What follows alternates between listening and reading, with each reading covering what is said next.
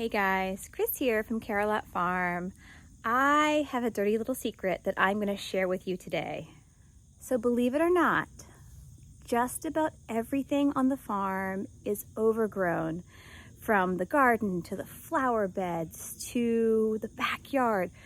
There's so much weeding and mowing and tending that needs to be done, but I'm going to show you today just how rough it is.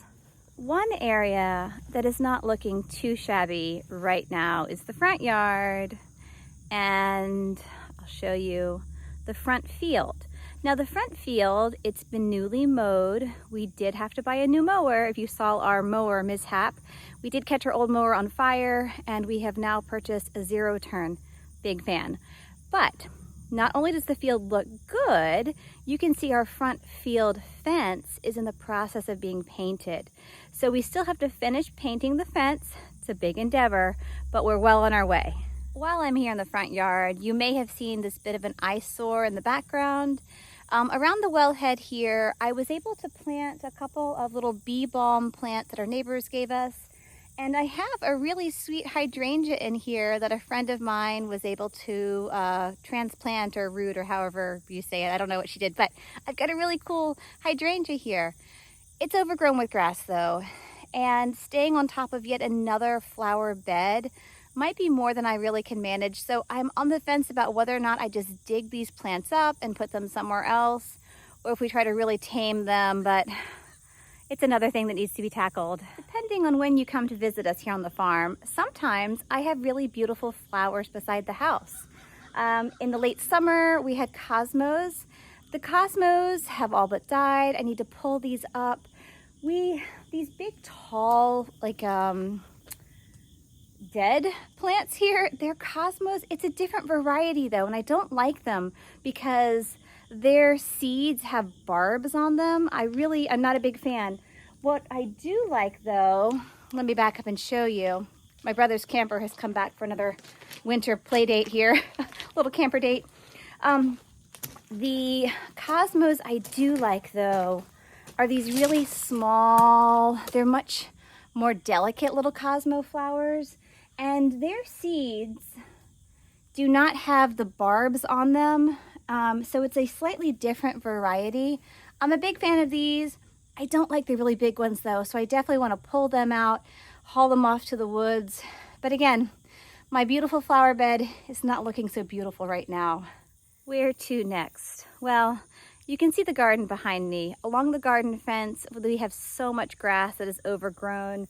I have somewhere hiding in that grassy jungle a row of lavender plants. I have to try to reclaim the space for those poor plants, but the garden proper has done well. The plants did great. We still have a few crops coming in strong, but the perimeter is definitely needing some attention. Another area though that is needing some attention is my flower bed here that sits just at the back of our backyard, right here at the fence line.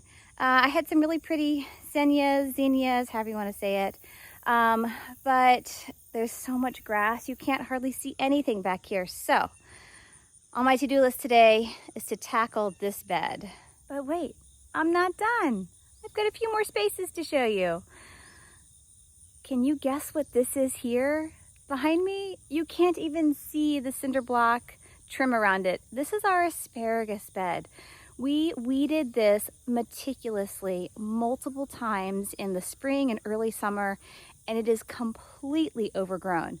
I'm really disappointed with this bed. I'm almost ready just to kind of give up on it and let it go back to the earth and start fresh again. I don't know if I'm going to do it this year, but if I have another year next year like this year, I'm going to definitely say farewell, because this is more trouble than it's worth. Now, get ready, because this is a beautiful but totally overgrown jungle I'm getting ready to show you. It's also apparently home to a ton of crickets. So what I'm going to show you now is this flower bed that sits just beside the carport. It's beautiful, right? It's got lots of really pretty late summer flowers. But again, there's so much grass. And I had really very carefully weeded this multiple times back in the spring. I unfortunately did not get any more mulch down. That maybe would have helped some. But again, it's just such a big job to take on. This next area, I'm feeling especially sheepish to show you, but I'm going to because I think it's important.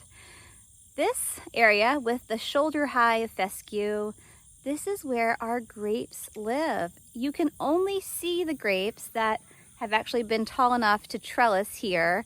I have more grapes over here that you can't even see because the grass is taller than they are. I can see that they're still out there. There's still hope. But this area has just gotten so overgrown. And I'll tell you in a minute as to why some of these areas are so overgrown, but I did want to show you because back in the spring, this was a pretty well cared for area, and we've definitely had it on the back burner for a long time. Even though the grapes are overgrown, we have a couple of really beautiful roses. They smell so good. But here's one more look from the lower end of our grape zone here. Just outside of our fenced grape area, we do have 4 muscadine grapes. We planted these just last summer. We've not yet built them a trellis, and you can see they too need to be weeded. This last space I want to show you is where the blackberries live and where our apple trees live. And then we have this one little fig tree that is hanging in there. This little fig tree, it's a silly thing. So this is another area though I really did want to have our ag specialist come out and help me because I want to learn more about pruning blackberries and trellising blackberries. And this area had gotten so overgrown like the grapes that I just didn't feel comfortable having him out. So I'm hoping to tame these areas, get the grass mowed, and then have him out before winter really gets here because there's still some good time to do pruning before it gets to be too cold. So that's what I'm hoping to really get done. But first, I have to get to weeding and mowing. With the grass being so tall in some of these areas now, I think we almost need to just get the weed eater in here, the string trimmer, and just kind of whack everything down and then come back with a push mower. My husband tried to push mow this area maybe 2 weeks ago, and he barely got down the center of the path here, and then he had to kind of abort because it just wasn't gonna work. So it's gonna have to be a multi-step process because again, this got away from us. This happened back in the summer out in our front field. The grass just got so tall and so thick. So it happens, you know, on a busy farm, even though it's a small farm, the grass can definitely get away from us at times. There were several things that did contribute to the overgrowth that I've shown you around the farm today. You know, I'd say first off, it was just really dry in much of August and even September. You know, now that it's late September, we're getting a few showers, but by and large, it's been really dry, and that makes it harder to weed. And then we were so busy with our garden. Once the tomatoes and the cucumbers started coming in, and then the okra and the green beans, we've been really busy just feverishly picking and processing all of our produce. So, you know, the garden took up a lot of our time, but now things are beginning to slow down. We still have a few crops that are coming in, but it's nothing like it was back in July and August. So we'll see.